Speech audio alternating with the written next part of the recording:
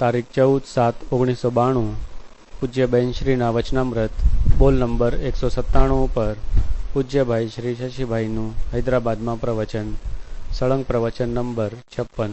क्या श्रेणी को पटकना है तो राग से भिन्न होकर के और ज्ञान को अपने आप में अंतर्मुख होकर के भिन्नता हो सकती है। इसके सिवा भिन्नता होने का कोई दूसरा प्रकार नहीं है। इसलिए जो ज्ञान की अंतर्मुखी पर्याय हुई उसी को यहाँ प्रज्ञाक्षणी कहने में आई है। कोई ऐसा नहीं समझे कि ये मात्र दो पर्याय के बीच की बात है। इसलिए राग को विभाव कहा और ज्ञान को स्वभाव कहा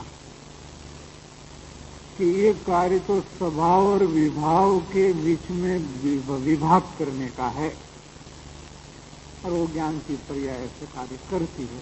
स्वभाव और विभाव में विभाग करने का, भेद करने का कार्य ज्ञान की पर्याय करती है।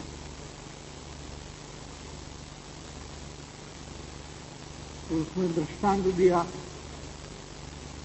कि राग और ज्ञान एक साथ जीव की एक पर्याय में है तो भिन्न कैसे हो सकता है। तो सुवर्ण पाषाण की तरह सोना और पत्थर के रजकण मिश्रित है सुवर्ण पाषाण में, फिर भी उसमें सोना पर जिसकी नजर है वो दो बात अलग अलग ज्ञान में पहले ले लेता है।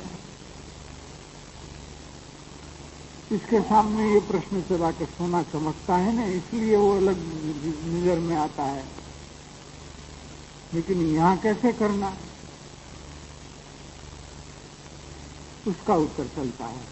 अभी जो चलेगा वो इसका उत्तर चलता है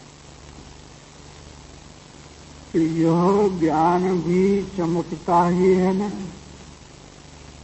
ज्ञान भी चमकता है, विभाव भाव नहीं चमकते, किंतु सर्वत्र ज्ञान ही चमकता है, ज्ञात ज्ञात होता है। ज्ञान की चमक चारों ओर फैल रही है। ज्ञान की चमक बिना सोने की चमक काहे में ज्ञात होगी। तो क्या कहा,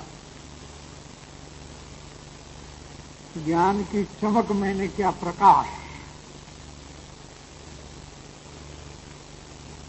ज्ञान का प्रकाश कहते हैं। तो एक प्रकाश ऐसी चीज है कि अंधेरे में प्रकाश है तो अपने आप ही अपने को, अपनी मौजूदगी को प्रसिद्ध कर देता है। प्रकाश क्या काम करता है, दृष्टांत के रूप में सोने की चमक।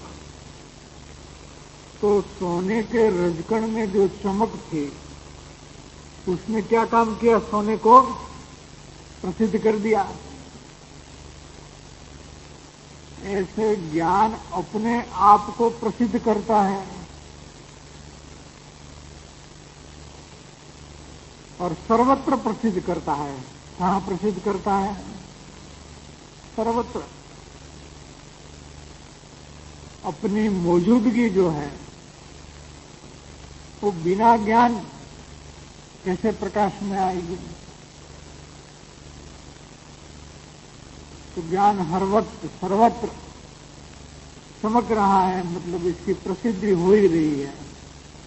ज्ञान से अपनी प्रसिद्धि हो ही रही है।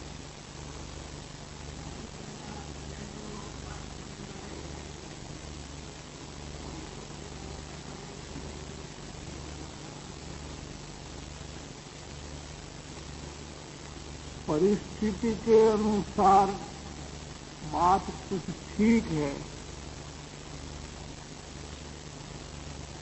किंतु हम क्या ज्ञानी नहीं बन सकते? हम ज्ञानी नहीं हैं तो ज्ञानी बन तो सकते हैं कि बन भी नहीं सकते।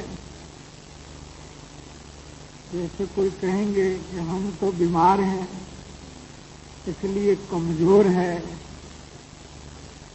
तो क्या इसका मतलब हम तंदुरुस्त हो ही नहीं सकते क्या? बीमार है वो खाना पूरा नहीं खा सकते, या परहेज में उसको खाना पूरा खाने की परहेज है, कम खाना पड़ता है, हजम कम होता है, तो कमजोरी है और खाना भी कम खाए तो क्या हमेशा कमजोर रहेंगे?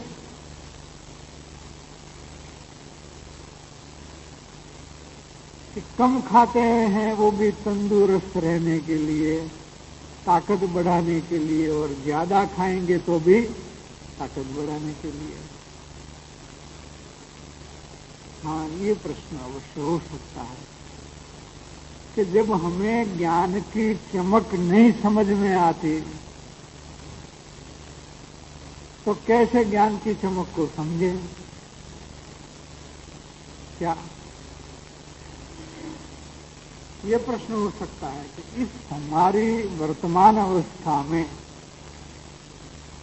चाहे अज्ञानवश को हो, कैसे भी परिस्थितिवश को हो, ज्ञान का प्रकाश, ज्ञान की चमक हमें पकड़ने में नहीं आती है, तो हम क्या करें?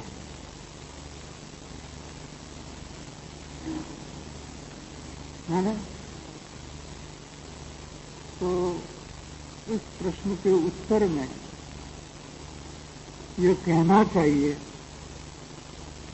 कि ज्ञान की चमक और प्रकाश हमें पकड़ में नहीं आता है, उतना प्रकाश कहाँ हुआ?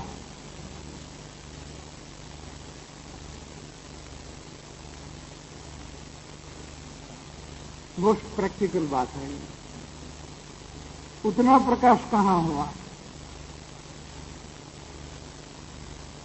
जैसे किसी ने ये कहा